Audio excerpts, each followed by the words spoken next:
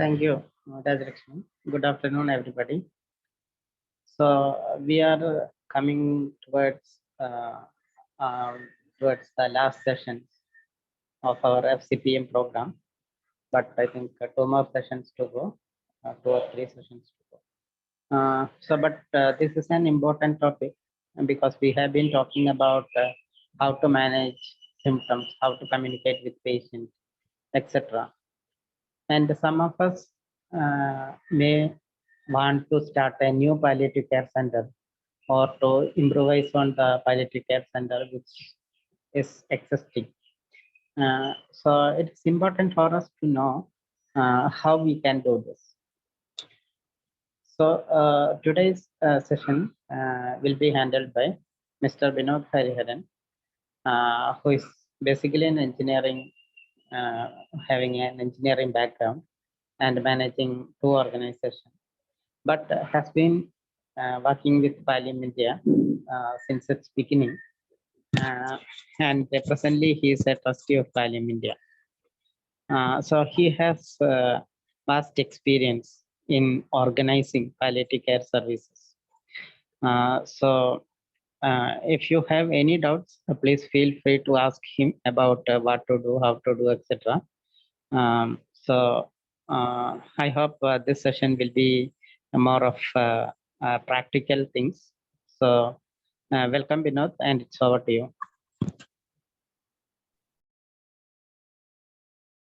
Yes, thank you, Dr. Sandar. Thanks for that introduction. And good evening, rather good afternoon to all of you who have joined in from different parts of India, I guess. I hope I am audible. Yes, you are audible. The voice clear, yes. Okay, thank you. Thanks, Dr. Sandar. So as Sunil mentioned, I have an engineering background. So you must be wondering, what is this guy going to talk about, palliative care or healthcare? So, for me also, this is a great privilege because it's not often that you get a group of around 50 plus doctors, I guess, listening to what you have to say. So that itself is what you call a privilege, and thank you for giving me that privilege and the opportunity. So as again, Dr. Sunil mentioned, we'll be focusing more on the organizing of palliative care rather than the specific symptom management or palliative care from a medical perspective, which I believe we have already gone through. This must be, I understand this probably the last session or towards the end of the series of sessions. So what we often see is people like you. There are many who gets interested in this concept of palliative care, decide to spend a long period of time.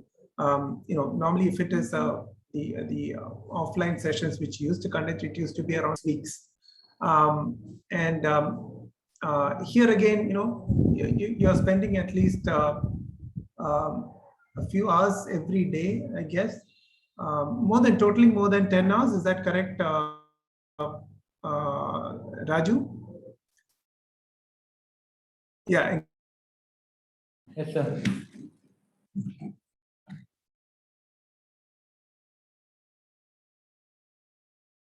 Acquired knowledge, or now I need to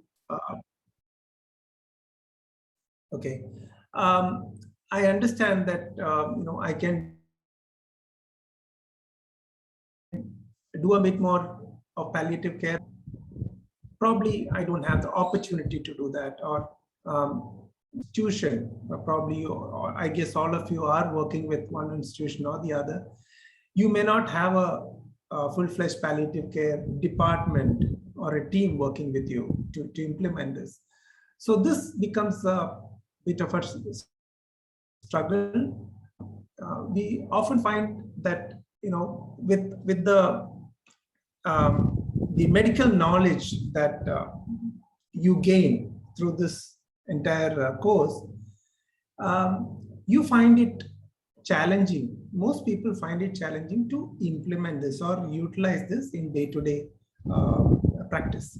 So that's why we feel, we should also have some background.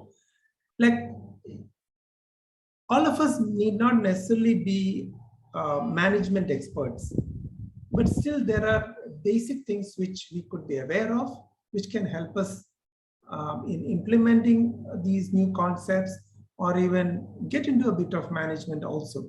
So let's move on. We have an hour and a half around. So I'll try to finish by 4:15 and time for question and answers. Of course, you can feel free to interrupt in between. You can put in your queries on the chat, unmute yourself and feel free to interrupt this. We like to feel more kind of a discussion rather than a monologue.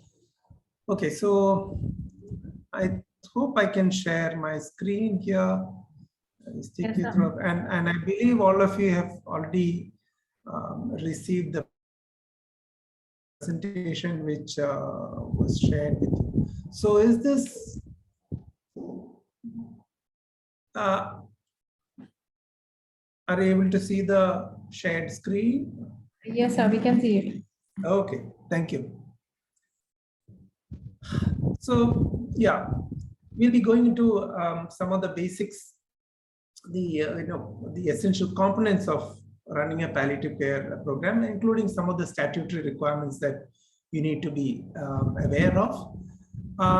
Of course, this could vary from place to place, from state to state. So you to understand what are the requirements in that particular locality, in your area, and try to adhere to those. But then these are things which are what we'll be discussing here would be more like general stuff which is applicable in most parts of India. And the challenges in implementing PC, palliative care in India, the role of volunteers, communities involvement, how you can engage them, the need for collaborative working in organizations, individuals,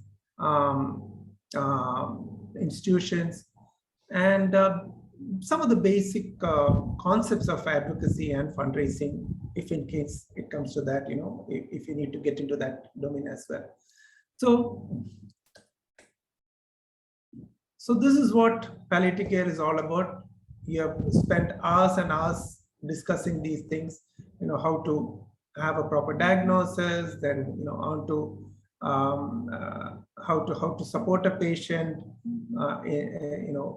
from a not just physically, psychologically, socially, spiritually, the kind of palliative care support that can be offered, and all those things, and into bereavement and bereavement support for the family. So as we understand it now, it is palliative care is not just for the patient, it's for the patient as well as the family. And it starts at the time of diagnosis it extends beyond the death of the patient in most cases. So what does it involve? I mean, now this becomes an additional challenge, right? Because typically in a hospital setting, what happens is your hospital, you have some acute illness, problem to be attended to, you undergo a certain whatever procedures or stuff that needs to be done, you're given medicines, and then it's bye-bye until the next time, right? If in case there is a requirement, you are asked to come back. Did you So we off your video because sometimes your voice is breaking off. Oh, is it? It is clear now, sir. No worries on that. Okay. I think the video also just went off. Anyway, we'll continue. So now in palliative care, we are talking about providing care not just in a hospital setting. It moves on from there to home setting. As we all know, our preference is to provide quality care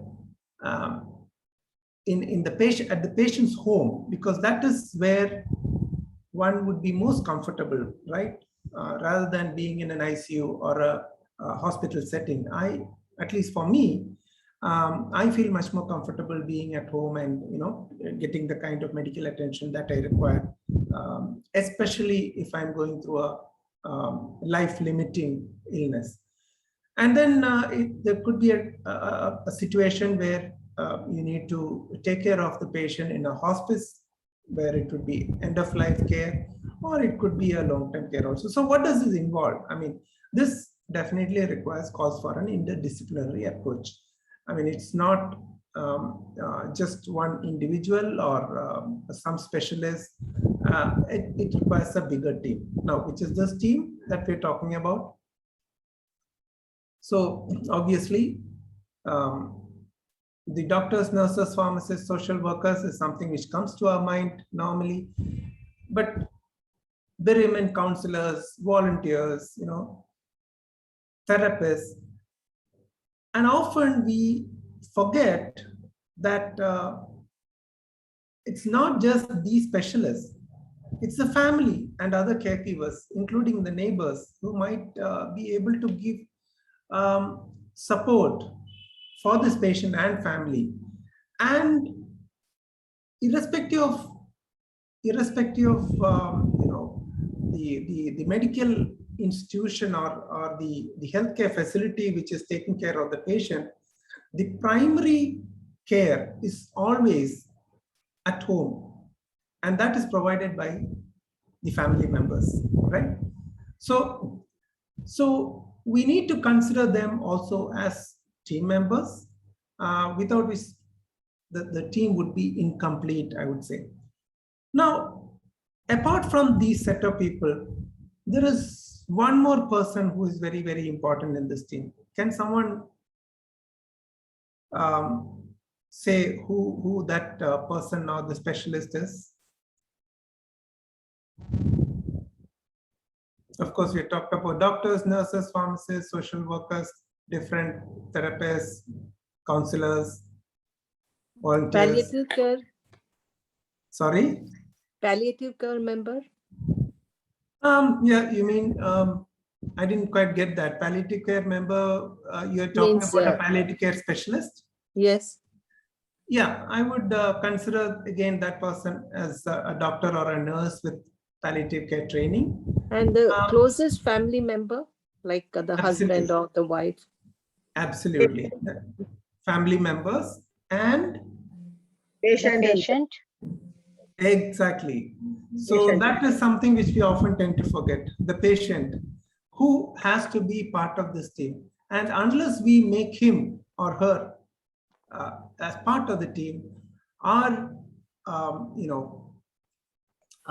the effectiveness of the care that we are trying to provide will not be good enough, or it would be multifold, actually increase multifold if we have the patient also joining the team as part of the team. So, so basically we're talking about anyone who can contribute to improving the quality of life of the patient and the family. They should be considered as part of the team. Now this is a scenario which I want you to just imagine yourself to be in, and and then we'll probably have a discussion around this situation, this scenario, and how we can go about providing care, the palliative care that we're talking about in such a scenario. So there is this neighbor, a lady who is screaming all through the night. You can hear her screams, and you make some preliminary inquiries, and you understand that she is suffering from cancer. There is a government hospital nearby and a bigger private hospital, a specialty hospital in the vicinity. And there are quite a few doctors and nurses who in that area, but not any specific specialist palliative care facility that you are aware of. Now, imagine that it's your neighbor, and what would you do in such a situation? What would be your first step or the series of steps that you would take in such a scenario? Feel free to contribute. It's open to all. First of all, we'll enter the house, find out, and then as you said, there are government hospital nearby. We try to take the patient if she's alone. Even then, we can help the patient take to the government hospital. Try to diagnose. Try to find out what it is. As you said, it is cancer or what, and what stage, not stage exactly, what condition she is. And we can convince those doctors over there. If the palliative care facility is not available, we can convince them about the palliative care since we have learnt about it. And then we can go ahead with that. That's what I would like to do. I would like to relieve her pain first at home. And sorry, I would like to give relief to the patient for her pain first before I think of anything else. Okay. And who was talking? Sorry, I didn't catch the name. This is Anita from Hyderabad. Okay, thank you, Anita. And before that, I believe it was Dr. Kale, was it? Yes, sir. Yeah. So yes, Anita and Dr. Kale, I think both of these things are important. And I think Veena Karan Sharma, you were about to say something, I guess. Yes, sir. I like to go and inquire about why she's crying. Since she is my neighbor, I like to visit her home and know the scene and ask about history and her relatives, why they are not attending to her if she is screaming. And then I will give painkiller or something else. The very fact that she's screaming through the night is very obvious that she is in severe pain, mostly physical pain. Maybe other pain, other issues as well, like psychological and emotional, but primarily it has to be physical pain for somebody to scream through the night. Yeah. So, yes, anyone else? We can counsel her first and try to make her anxiety or her stress to come down, counsel her. And if we have some medicine like painkiller or something, we give it to her and then convince the neighbor, their relatives or something, and take her to the hospital. Yeah. And who was talking there? Dr. Girija. Girija, okay. Thank you, Girija. Yes, I guess, yeah, anyone else?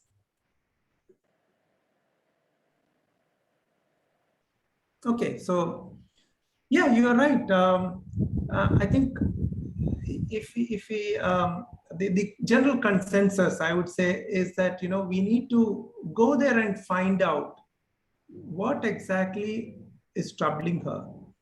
Yes. Like Ms. Veena Karan Sharma was saying, we really don't know. We are probably making assumptions. Like I said, on inquiry, the neighbors say something, but that need not necessarily be the case. So until and unless we take that first step of reaching out to the patient in her environment, stepping into her this thing, of course, with permission, and trying to understand a bit more about her background, the family's background, the health condition that she is in.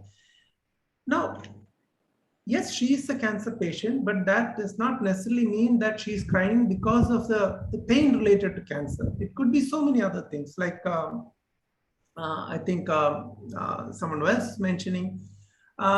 It could be a psychological thing also. So, but unless we venture out, get out of a comfort zone and reach out to that person and try to understand a bit more, we'll never be able to know what kind of support and care would be ideal. Now, once we are able to identify that, the real need, I'm sure each one of you, and you're all trained medical professionals, you would definitely know what is the next best step, whether it is addressing the pain with some painkillers, or we don't know, maybe maybe she has fallen off her bed and she has broken her hip bone.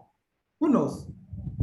And you need to take her to a hospital and address that. Maybe it's an orthopedic surgeon who needs to look into that situation. So, so each one of you know what, or I believe could be able to identify the needs and the steps, the next steps, once we identify what is the real problem which is happening. Is it a psychological issue? Is it a physical issue? Or is it a combination of all these things? And of course, once we know that, we try to identify a palliative care setting, a facility where we can address those concerns, even pain relief and other things.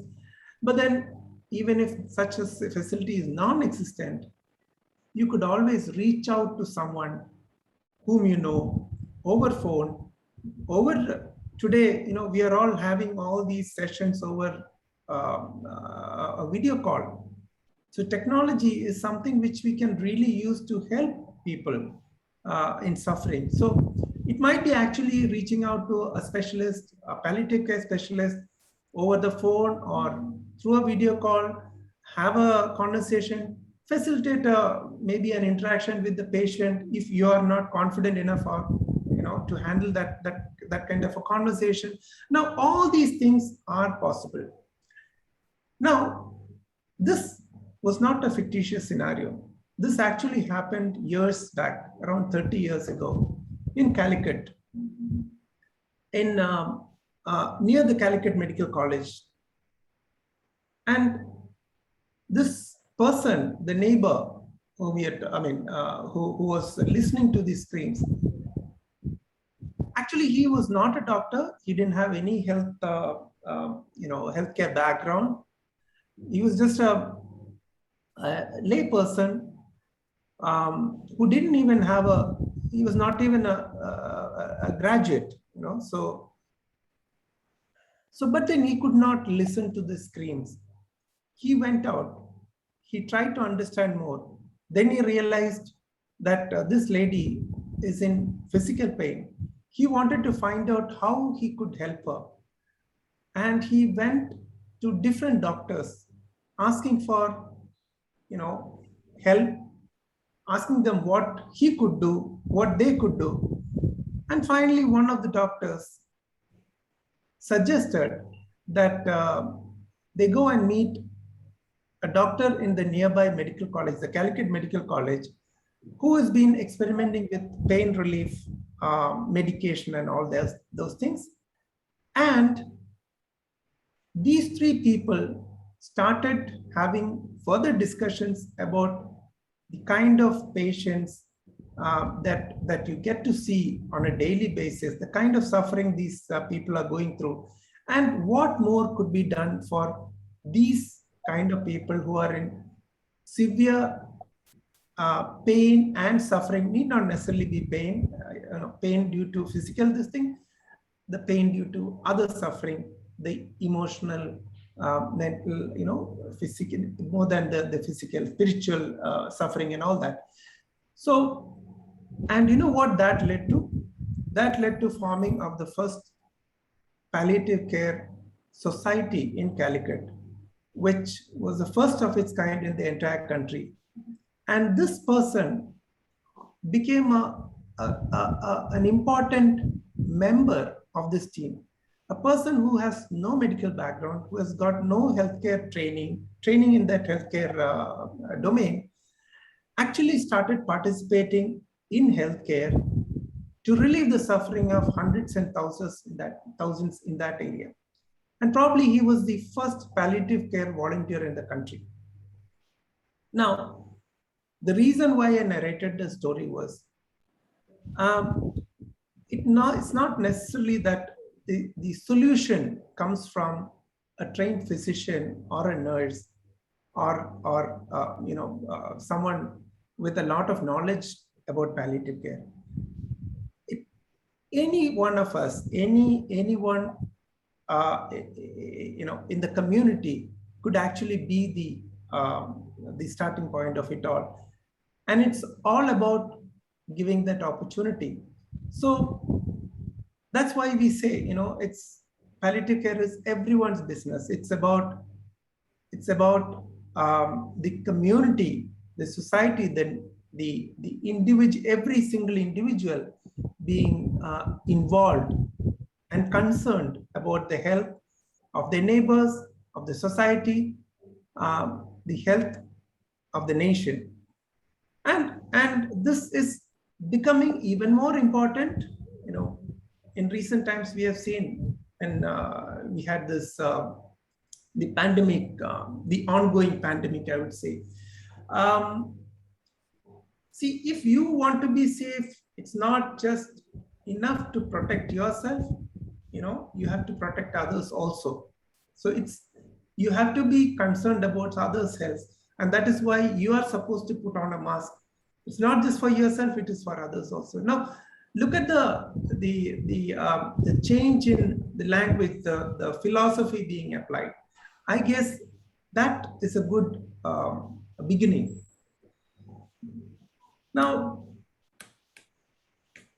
these are things which you are already aware of. The current palliative care programs in India could be broadly classified into these three, and this community-based is what has proven to be a very effective model in not just places like not just India, in places like India, in areas like India, which are considered as underdeveloped or developing countries. And the reason is very simple. The reason is that, it's not that palliative care started in India. It was there in the West. It was there in almost all the developed countries. But then Hello, can I interrupt? Yes. What do you mean by standalone? Is it a hospice? Okay, thank you. Who is asking that question? Dr. Kale? Dr. Kale, yes. Yeah. Okay. Yes, so it could be a hospice, or it could be need not necessarily be a hospice. It could be a palliative care facility which does not provide the other specialties, specialty care.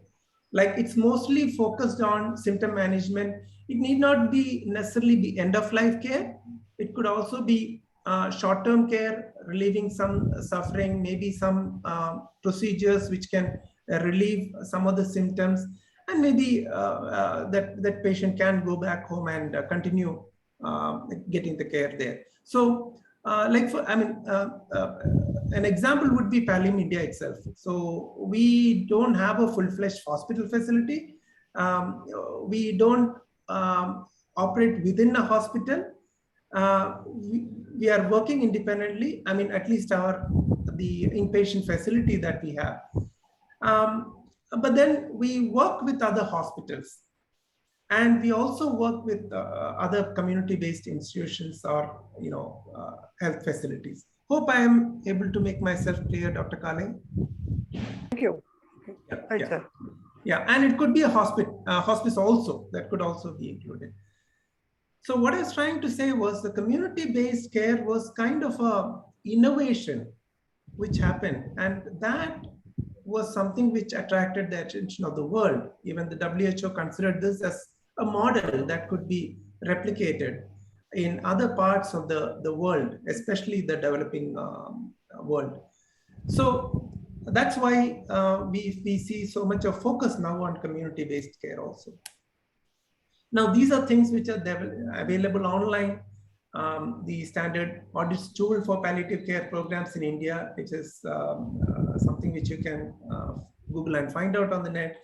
And of course, morphine and other pain relieving medications are also important in this context, which I'm sure you must have gone through a separate session on opioids and how to store it, and the dispensing of morphine and all those things. So I'm not going to go deeper into those kind of things.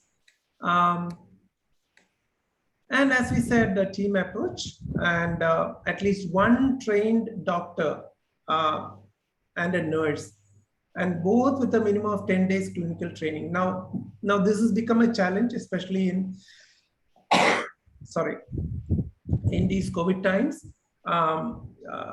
We are able to conduct all these online sessions, but then physical home visits and other things have become a challenge. I hope things will return back to normal and we'll be able to have more doctors undergo this kind of training. Anyway, this is the next best opportunity, I guess. So, and engaging the community. Now that is very, very important.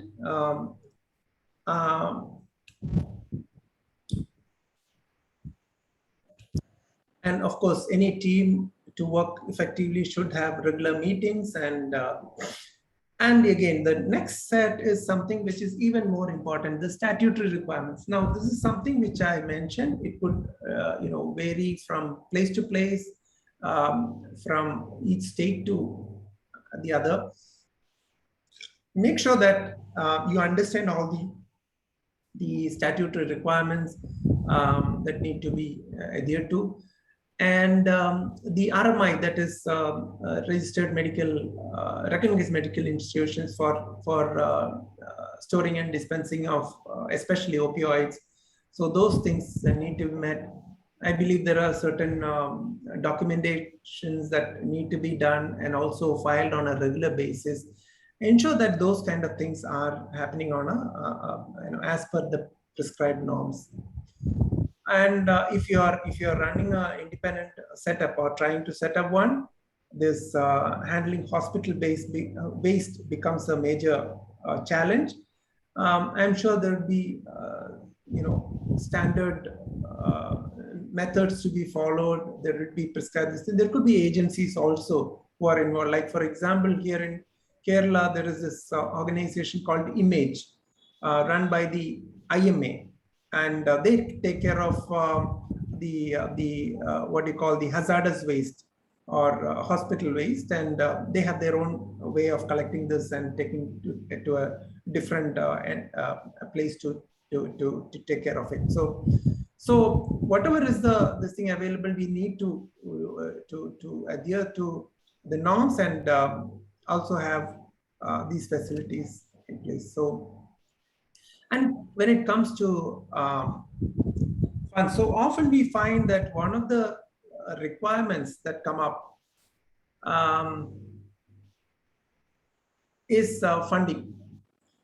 Now, yeah, it's a reality. I mean, in today's world, whatever we talk about, ultimately it all boils down to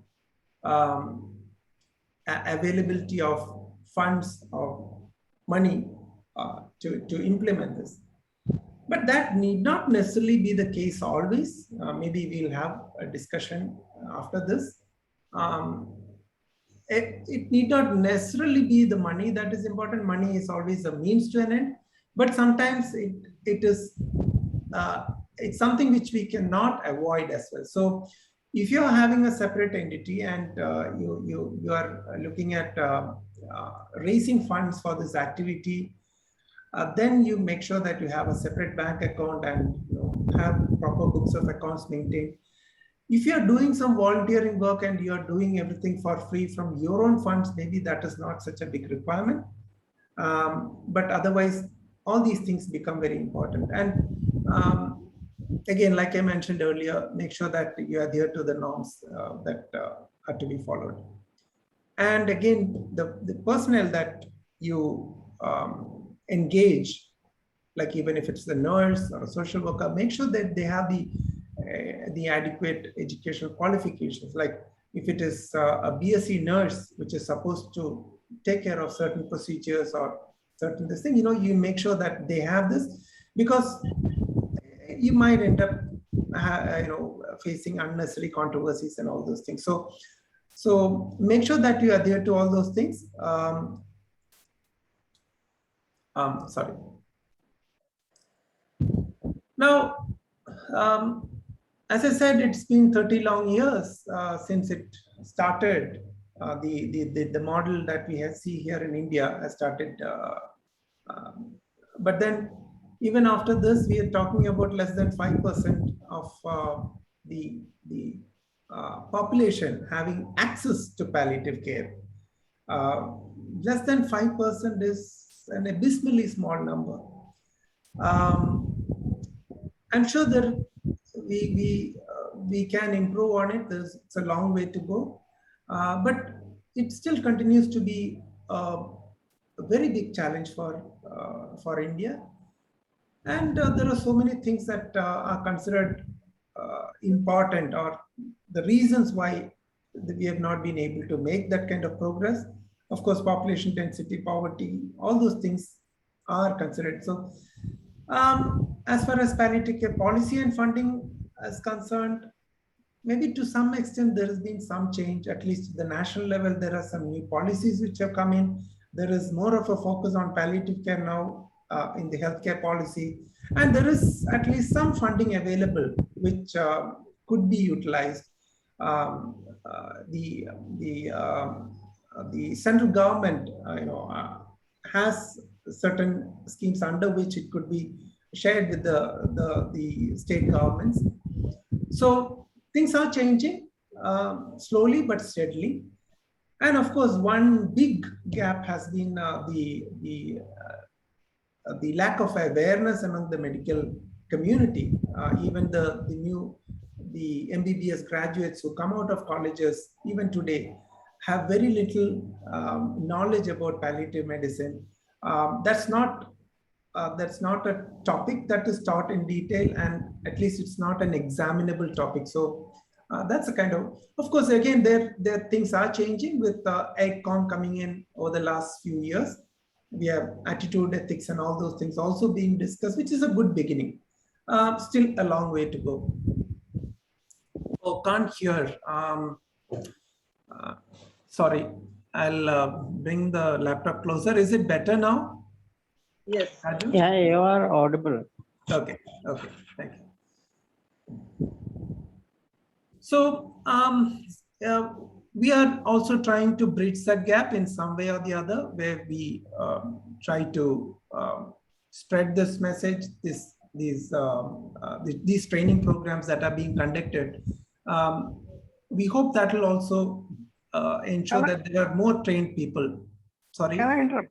Yes, Dr. Kale. Good afternoon, Dr. Kale from Nagpur. Yes. The second line, that restrictive practices regarding opioid prescription, this is still a hurdle, because recently I heard in GMC Nagpur, they were supplying opioid, morphine, and you have to give account and all that, and that's what they got fed up and they have stopped it. So this has recently happened, for your information.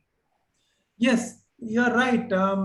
We still don't understand why this is continuing to happen. Of course, all of you are aware that the NDPS Act was amended long back, at least 7 years back now, which made sure that the states cannot have their own policies. It's a central policy and it has to be implemented across the states. But still, there is a huge gap there.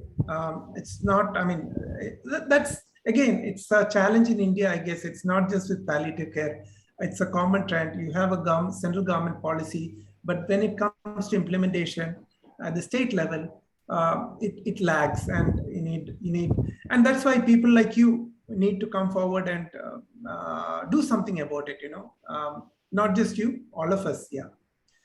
So moving on. Yeah, these challenges still continue, and if you look at the private healthcare sector, which again is substantial in our country. So there again, maybe due to what you call it's the lack of it's not money making. I mean, if I want to make, I mean, if I had to use the local language, Maybe there is not enough money there. Probably that is the reason why many institutions, especially the private sector, is not taking much interest in providing palliative care. So that those things still continue to happen. But if we move on to the healthcare delivery in India, the system that we have, of course, at the macro level, we know that there are this government and other healthcare institutions, even medical colleges and hospitals and all those things. And like we discussed earlier, at the micro level, it's always the family. Because if I catch a cold, even for COVID for that matter, the first level of support, the attention is always on the family and their homes, right? So these two things are working very well, I would maybe reasonably well in the country. But then this is the level in between, we call it the meso level, which essentially is the community. This is something which is not really tapped fully, I would say. It's a huge opportunity.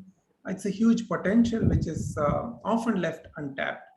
Now, what does this social capital mean? Now, that's what I said. We could probably discuss a bit more about the funding part of it. Now, earlier we talked about availability of medication for palliative care. Now, we know that most of these medicines are not stocked by typical pharmacies or even hospitals, right? So what does that mean? We may need stock or access to these medications. Now, immediately what we think of is, okay, we need to buy those, so for which we need money, and we need to get some funds to buy these medicines. Now, if you look closely, our need is not money. Actually, our requirement is only the medicines.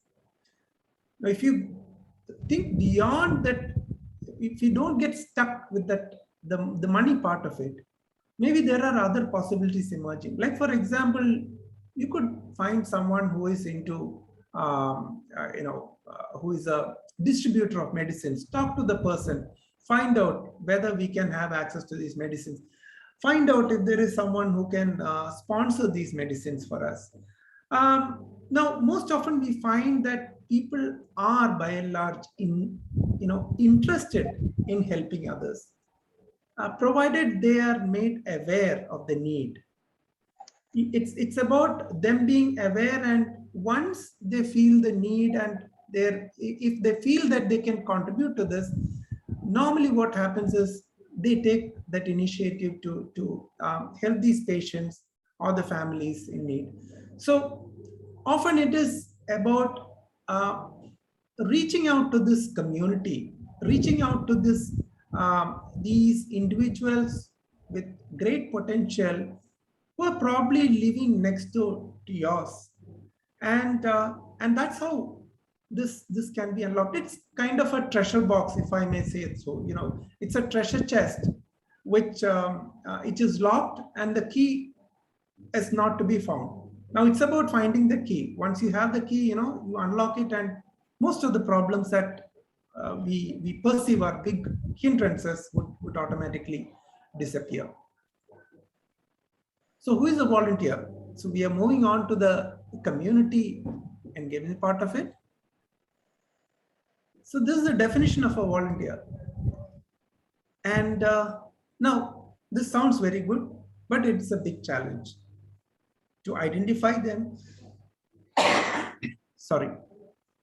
and to make them perform, get their support. It's a challenge. So this is a story of a 60-year-old gentleman whose name is K.N. Nair. He joined the army quite young, the age of 17. He retired in 92. And in 2002, his wife, it was not his age, her age was 45 in 2002. And she was diagnosed with stage 3 cancer. And after 2 years, in 2004, she died. Now, Sorry. Yeah. So again, I would request you to imagine yourself in in Mr. K. Nair's shoes. You know, imagine that you are in his position, in his situation, and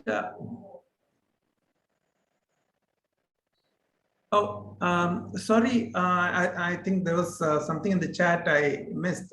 Anita was asking, what is the full form of MISO? I don't think there is a full form for MISO. It's just like micro and, micro, it's a word that is used, MISO. MISO level is in between. That is in between the macro and the micro, that's all.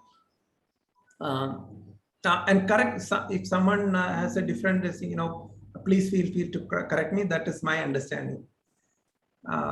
Yeah.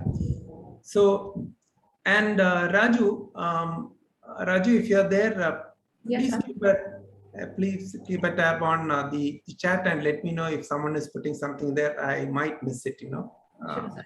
Yeah, thank you. So,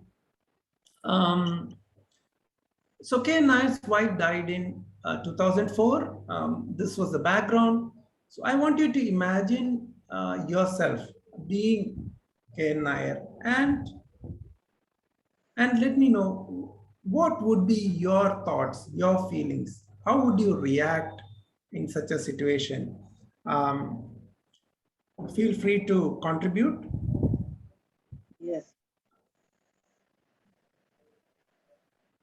I'm listening. Yeah.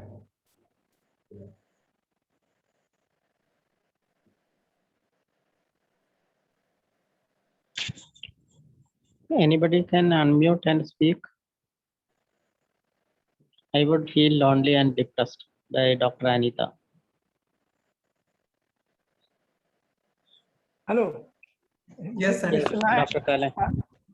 Mr. Nair has seen the suffering his wife had these 2 years, whatever malignancy she died of. And so he must be thinking now he's all alone.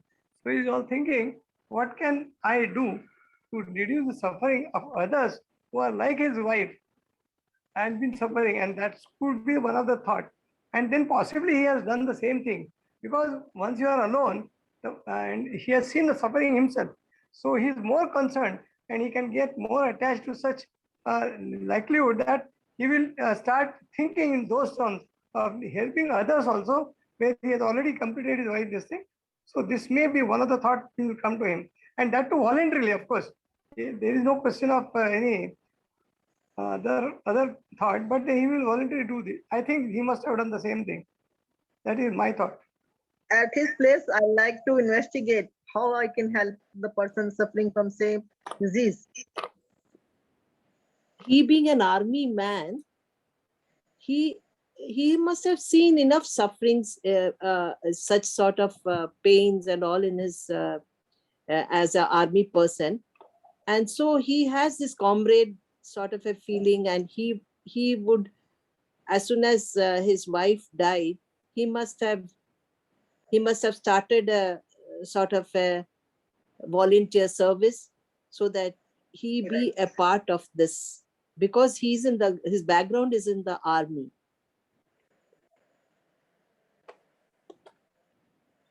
Yeah, thank you. Yeah.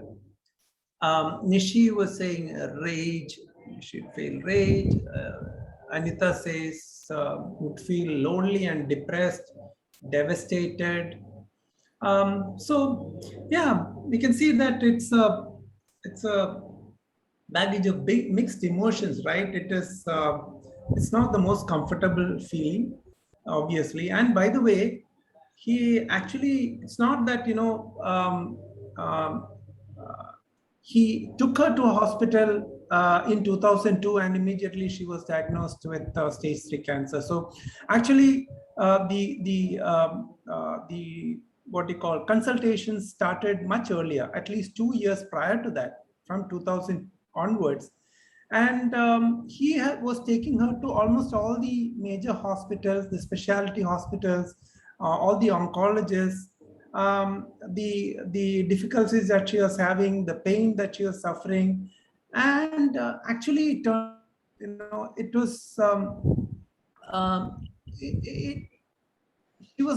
she was not asked to undergo a test which was supposed to have been recommended right at the beginning, a pap smear test.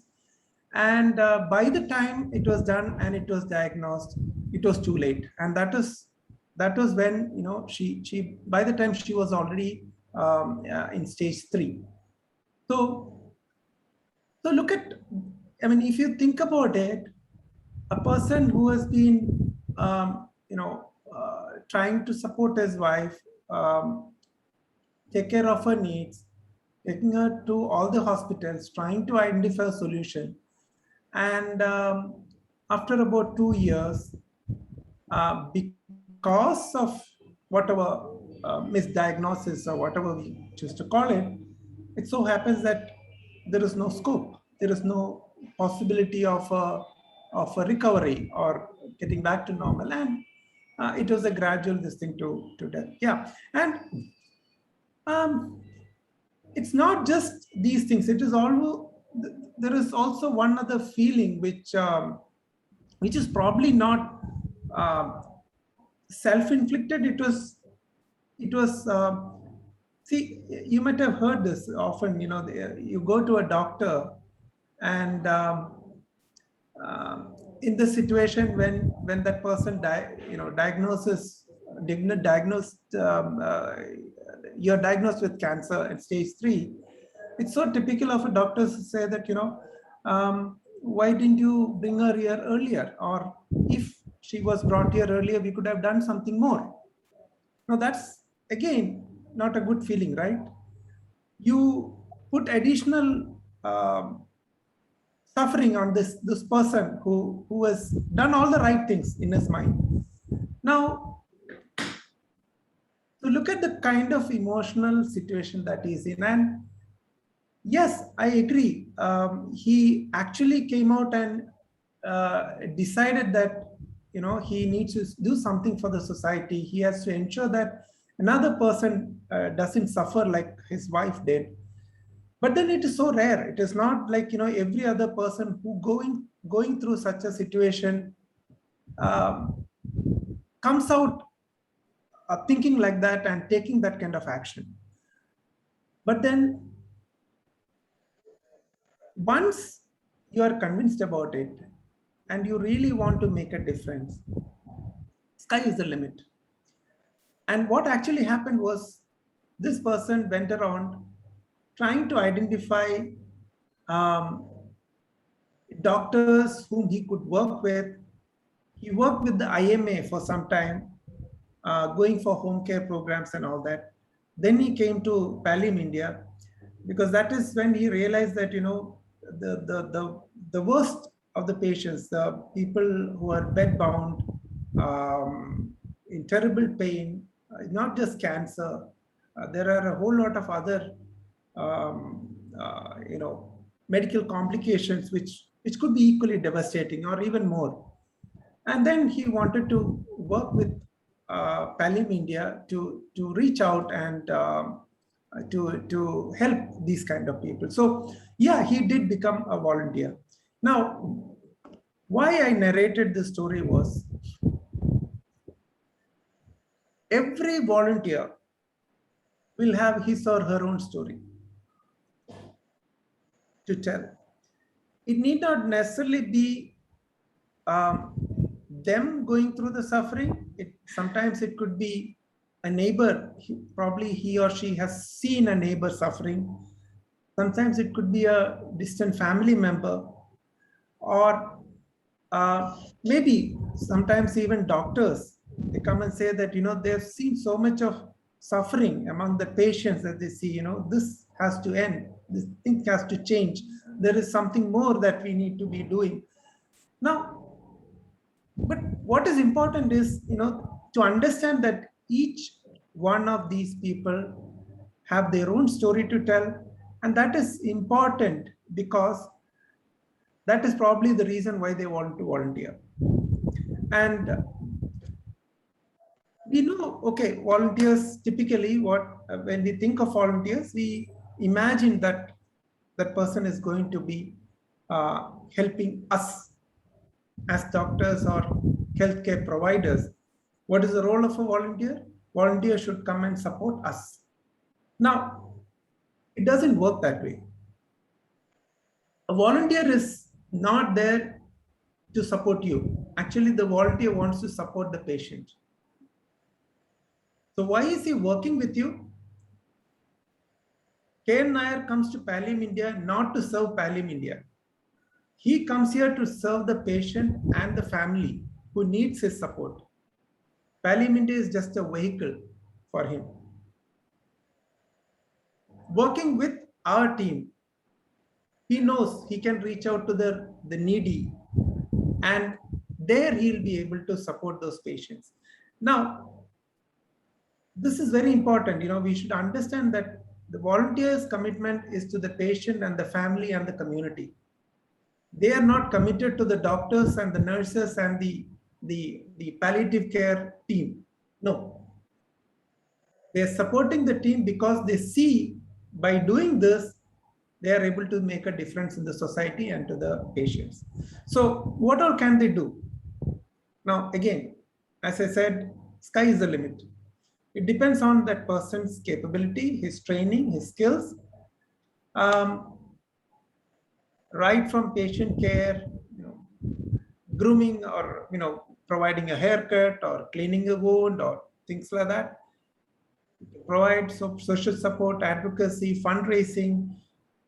Like more than if we need access to funds, a volunteer who is willing to work with us, going out to the community and asking for that money will be much more impactful, which will have much more impact than us reaching out and asking for money. So yeah, you can think of other clerical works, and most of these people can contribute a lot, maybe not financially directly, but in terms of their time and their knowledge and the skills and all that. But then we also have to understand that they need to undergo a training program, because to provide the right kind of care, as we understand now, it is not just the what you call the heart that is required, right? Like they say, there are three things which needs to come together for palliative care to be really effective. For that matter, any kind of service to be effective, I believe these three things need to come together. What are they? I mean, anyone? Sorry? First, the desire to do something, the desire to do, yes. Then the necessary skills and knowledge. Absolutely. Thank you. Who was that? I missed the name. Dr. Anita. Okay, Anita. Thank you, Anita. Yes, absolutely. We say it's ASK, right? So attitude, skills, knowledge. And in other words, what they say is the head, the heart, and the hands. So this, obviously, the head is knowledge, it represents knowledge. The heart represents the attitude, and the skills, the hands represent the skills. So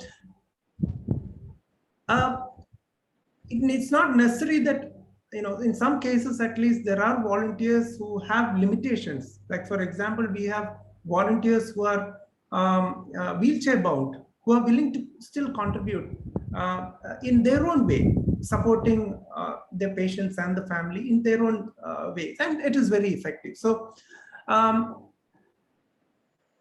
but it's a combination of these three things which need to be there, and the knowledge is very important.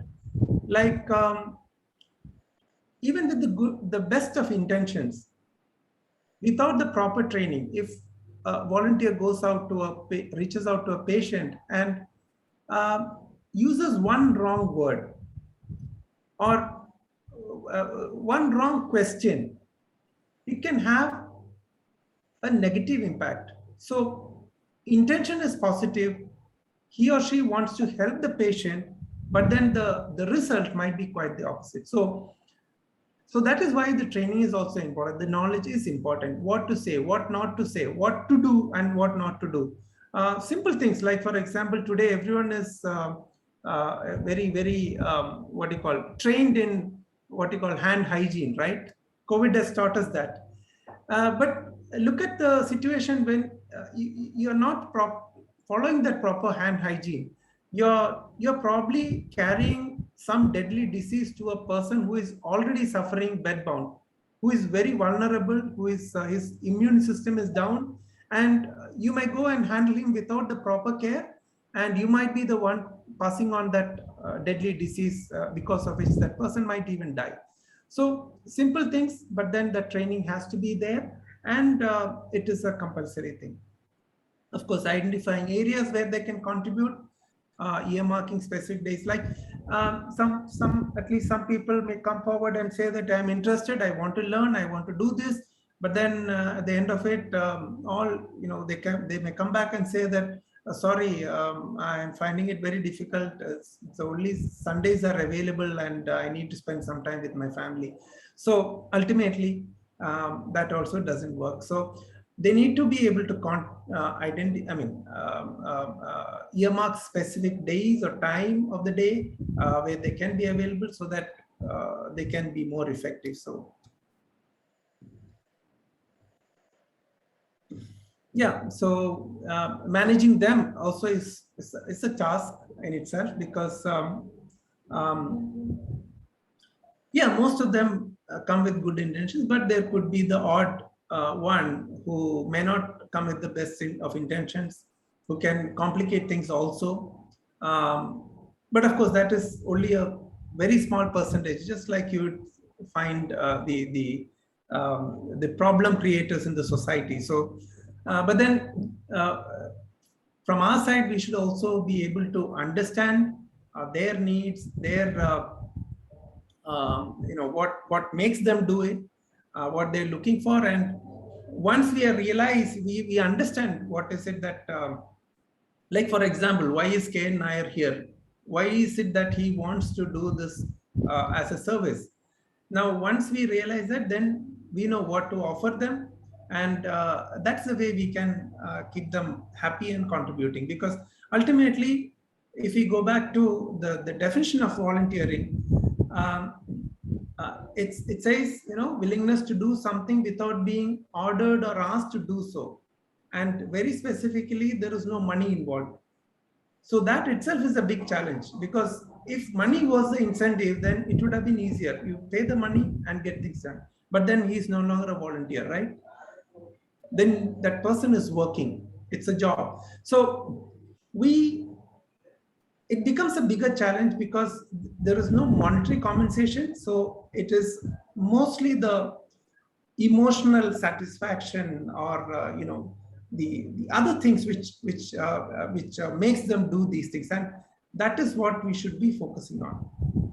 Again, when I'm saying all these things, the local culture and the individuals, their mindset, it's also important. If we say that, okay, whatever has been happening in Kerala for so many years now, that's something which can be directly replicated in another place. We might end up making a big mistake, so each state is different, each community, the culture is different, everything is different. So, but then basically people are good. They want to help, they want to contribute, they want to make sure that their family and their community is happy and healthy generally. So, so there are things that we need to understand more about that particular area and see how that can be achieved. So we come to this concept called collaborative working, collaboration. So what is it?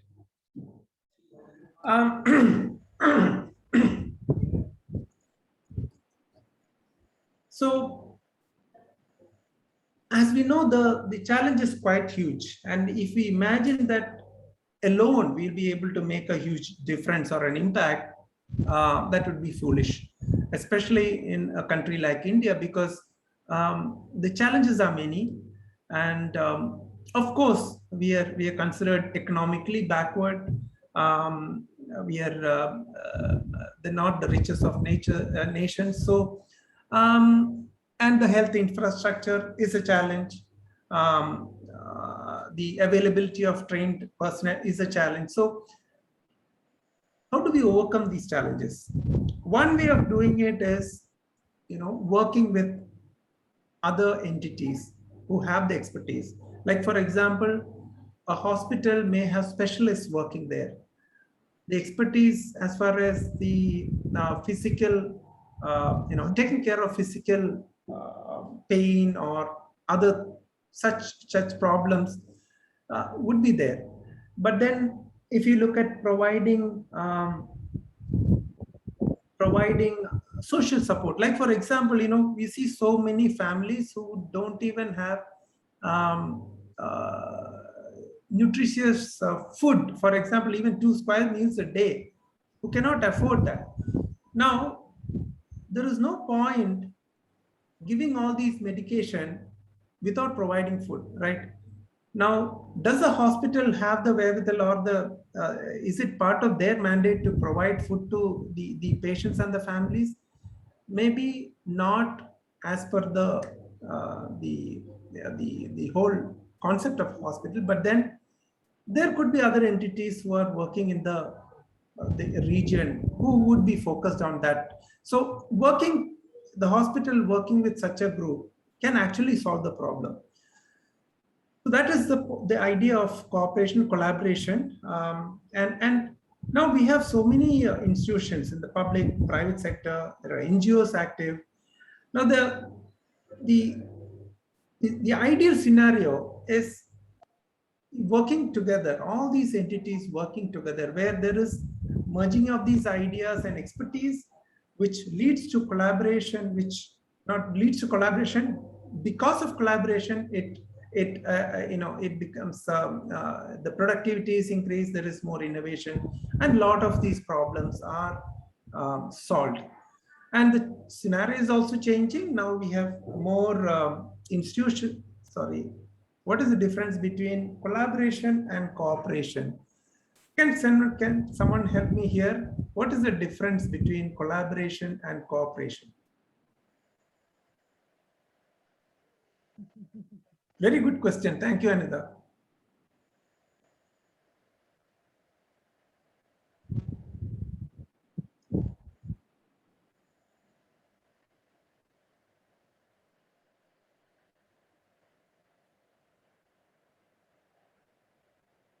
Cooperation is on individual level, whereas collaboration will be on a mega level, in my opinion. Okay. Collaboration is official, whereas cooperation could be unofficial also. Okay. Okay, so let us take the case of a cooperative society, which is very familiar. I mean, like everywhere. Full form of CBO is community-based organizations. Yeah, sorry. NGO stands for non-government organizations. CBO stands for community-based organizations. Yeah, I guess, see, collaboration is a more intense this thing with a common goal to achieve something else for someone else. Cooperation is more like, I cooperate with you. You give me this, I give you that kind of thing. Give and take. It is between us. So collaboration is kind of working together for some common goal or a common objective to be met. So slight difference there. Can a cooperation be a collaboration? Sometimes it can lead to collaboration, I guess, but all cooperation need not be collaboration. But for collaboration to work, there should be some cooperation, definitely. I would put it that way. So, yeah, so if we move on, Palliative care in the public health system is also catching up. I mean, gone are the times when only NGOs used to be working in this space, and even private hospitals have started providing palliative care services, at least in certain areas. So if we work together, we can actually increase the quality and coverage of care for the patients and the families. We can reach out to a larger group of people. Like, for example, if Pallium India were to provide care directly to patients, maybe we would be able to take care of a few hundred. Yes, kaun hai beta? Yeah, maybe a few thousands probably. But if you look at the total need, it would run into hundreds of thousands probably. Now, how do we, reach out to this big group? The way we, I mean, at least our way of working is to work with other entities, work with each of these links, we call it link centers. It could be a government hospital, it could be a panchayat, it could be a community-based organization. Like there are even church groups who are actively involved. So we could be working with them. There could be private hospitals with whom we work with. So in fact, we also provide palliative care services to the patients in the local government medical college in Trivandrum. Yeah, Sunil, thank you, Sunil. So it's a challenge because each one of these entities will have their own requirements, their own focus areas, and working together is always a challenge. It's almost like making a marriage work, I would say. So those who are married would understand it better, right? Yeah, it's let's take the story of Sita. The name has been changed for obvious reasons.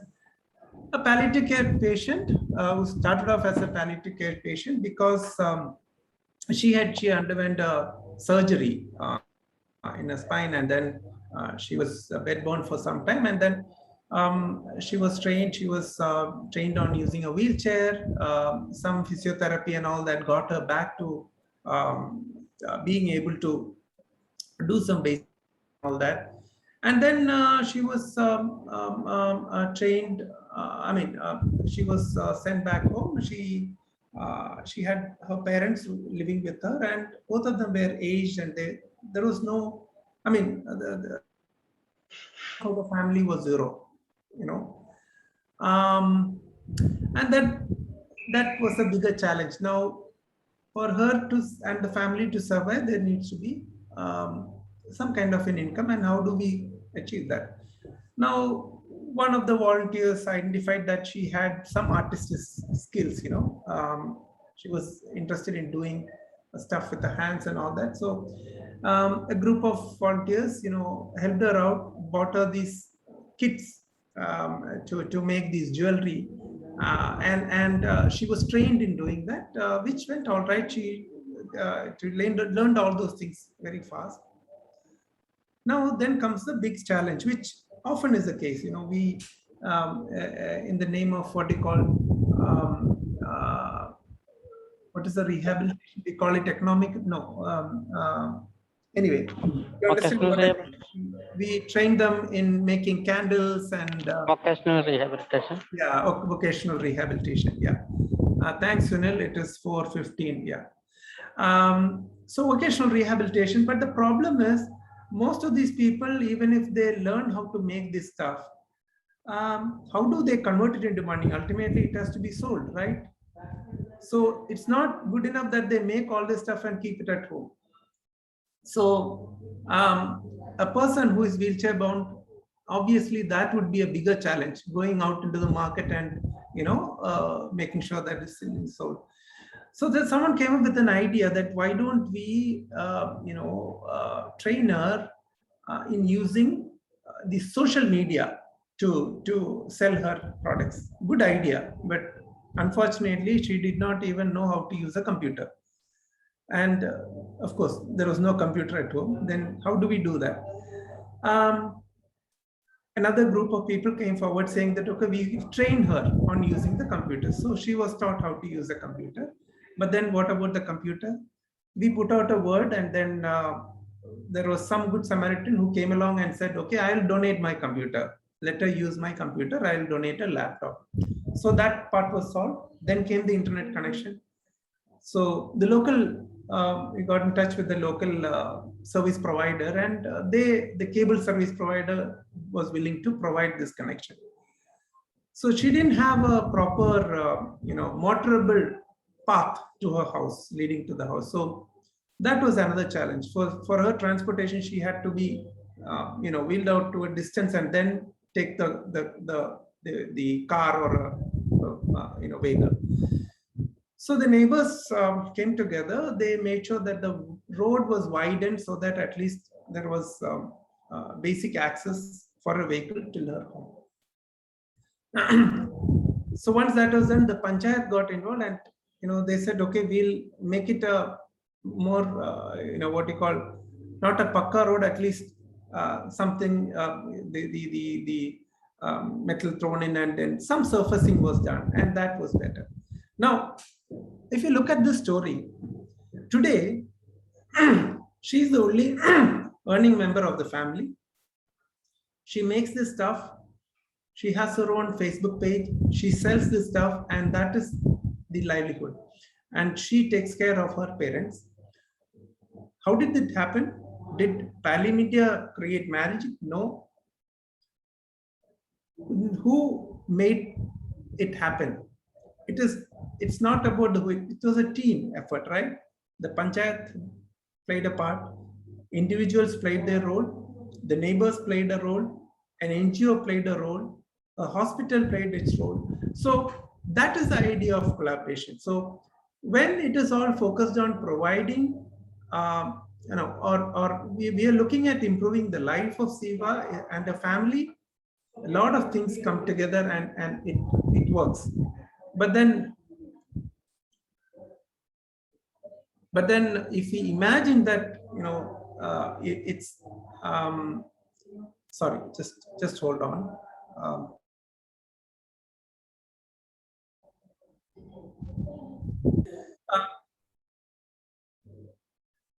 If you expect, this, we are all human beings, and we have our own selfish needs and interests. So if you imagine that will disappear because of this, when we are working together, that is also not a practical situation. We need to work with individuals who have their own selfish needs. Like I have my selfish needs. I would be working with others to make something happen, but that doesn't mean that my needs are also, I'm okay with my needs not being met. So I also want my needs to be met.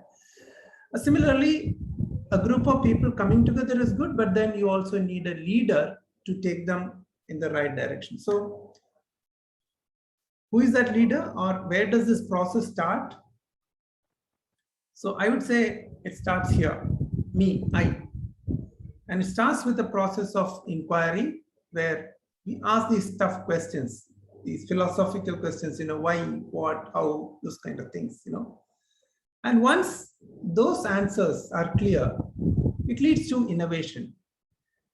In the sense, within the limited resources, within the challenges that we are facing, how do we find solutions to this problem or problems that the patients and the families are facing? Definitely there is innovation. There is scope for even more innovation. Not that it has not happened till date, it has been happening. It has been happening at every level, and there's still more that could be done. And this innovation leads to, or rather inspires other people to do more. So what happens in Kerala is an inspiration for some other state. What happens in the UK, as far as palliative care is concerned, it's inspiration for the rest of Europe, or even places like India, right? So if there is something very interesting going on in one part of the world, especially in today's world, it inspires a whole group of other people in other parts of the country and beyond. And it creates a huge impact. And it's kind of that ripple effect as we know it, the individual, which, it affects, it automatically influences the community, the society. It can move mountains, like they say, it can make a huge change at a national level, on an international level. So what is the key to good collaborative working? So I would say that it is about understanding each of the other partner's need, and having that common goal. And how do we understand the other partner's needs? There is only one way out, and that's to listen to what they have to say, listen to what their requirements are, just like what you have been taught in palliative care and as part of the communication sessions. Maybe 5 more minutes. I'll just go through. We'll just glance to advocacy and fundraising in the limited time that we have. So advocacy is nothing but getting the community side. It is basically about being an advocate on behalf of the patient or their family, so that you be the mouthpiece, you make their voices heard, so that the powers that be, or the policymakers, they focus on this issue. And it's not the policymakers, it is even the community which actually focuses on these issues. So the focus areas, obviously you can't leave out the government. We need to be making the government bodies aware at the local level that there is this need. There is suffering happening. These are the kind of people who are suffering, and we can, what is it that we can do for them? Those kind of discussions, and the stories need to be told. The press and the media, the power that they have, and when I say media, it includes the social media, of course. Today's world, we can't ignore the social media. It can create a huge impact. And government officials, clubs, associations like the Rotary Club, for example, they do a lot of good work. But then most often they're not aware that these are the kind of things that they can do, which can help these families and patients who are suffering. Like most often they are happy to contribute to a what you call children's education program, or provide them with books and all those things. And often these people who are really in need of support, they get left out, especially when it is the elderly and people in the end of life stage. So that those the needs of those set of people needs to be brought out, and the awareness makes a difference. So residents association, schools, colleges, catch them young, I would say, because once the idea goes into the minds of the youngsters, it stays with them a lot longer. It can make a huge impact. So the benefits are multifold. This policy change, attitude change, it can reform institutions, and it also helps in fundraising, because once the awareness the increases, it automatically helps in fundraising. And again, fundraising, let us not forget that fundraising is not the ultimate purpose. It is just a means to an end. We are raising the funds to achieve some results, to solve some problem. And that is exactly the reason why we say you need to see things through the donor's eyes. Because like I said, K. Nair wants to see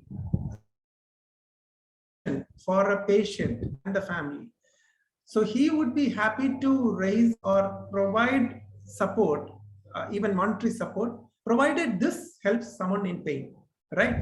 So people tend to give to people, and it's not like if we go and ask, okay, Pallium India wants 100 crores. Nobody is going to give. If we say Pallium India would like to support 100 families and for which we need 100 crores, people are willing to listen. So that is the idea. And it's not about money, it's means to an end. And it is different from sales because we are both on the same side.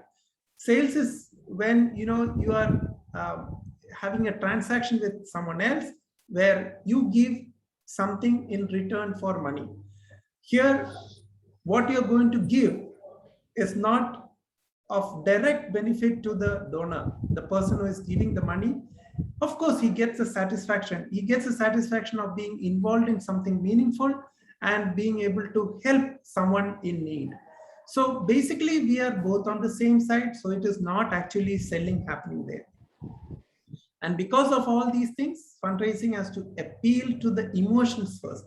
It has to touch a chord, and it's basically about storytelling. Like stories, people, we remember stories much better than anything else. So if they need to, if they start listening to the stories, it will open their hearts and minds, and automatically the wallets will open. The money will come in. And just because it's a collaborative, or you're working with the donor inside. Yeah, it is better to be honest and share things openly with the donors. There is no point in having hide and seek, playing hide and seek.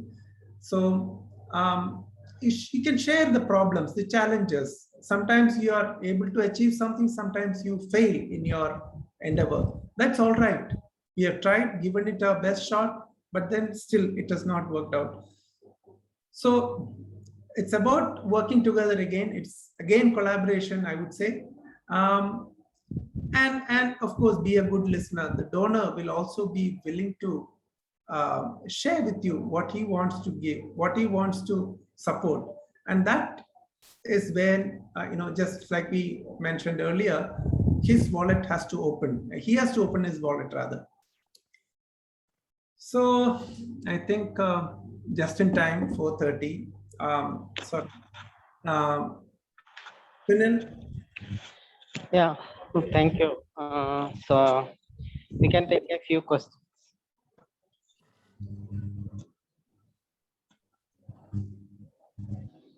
Anybody?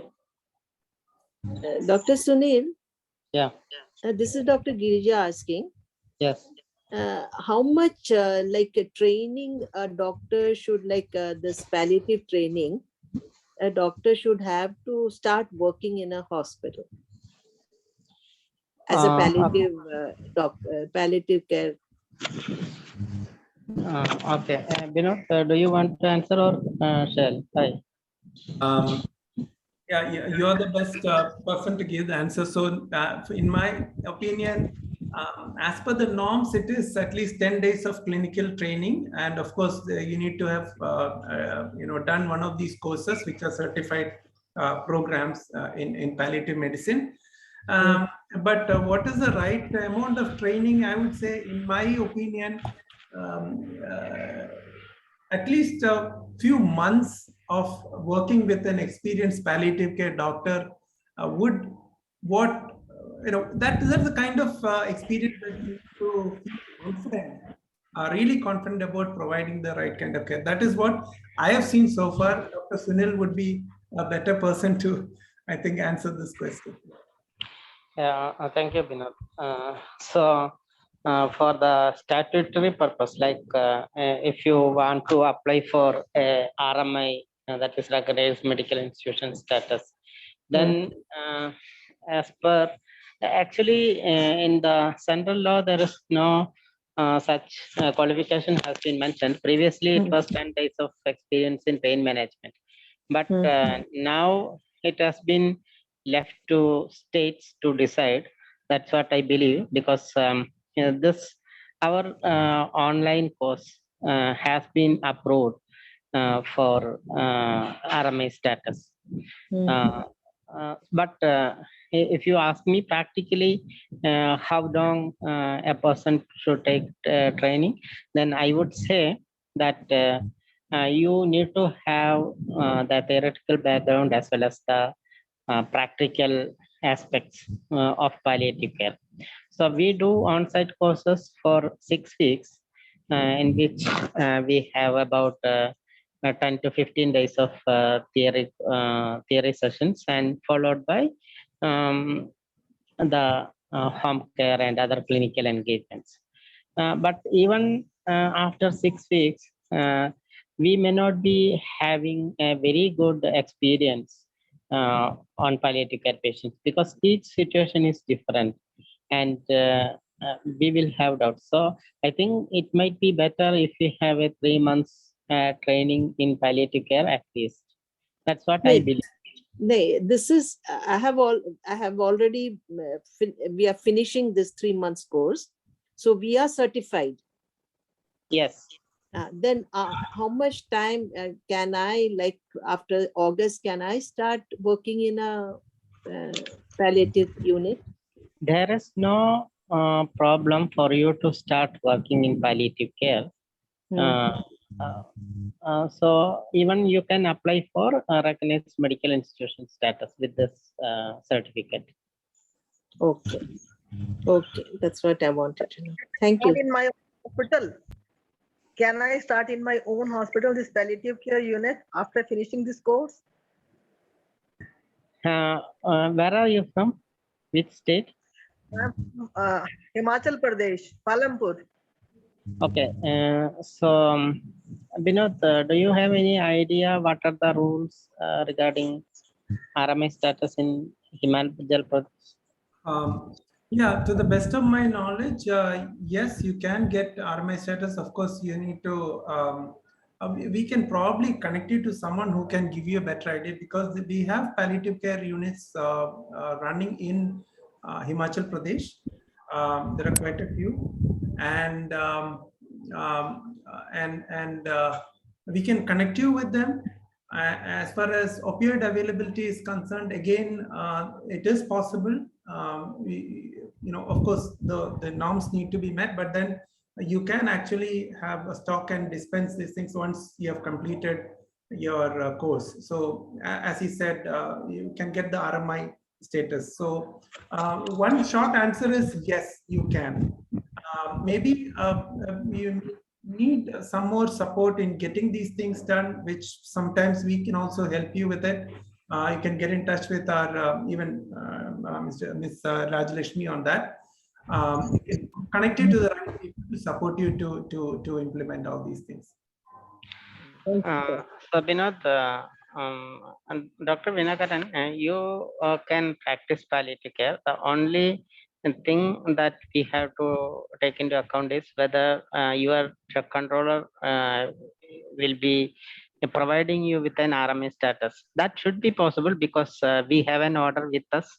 Our drug controller of Kerala has been provided or they have recognized this online course as a RMI is recognized medical.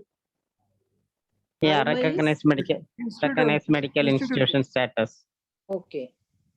Okay. So, but you should apply for RMA status, and actually we have project officers working for all the states in India, and if actually I can get you to connect it to the person in that region so that we can follow up.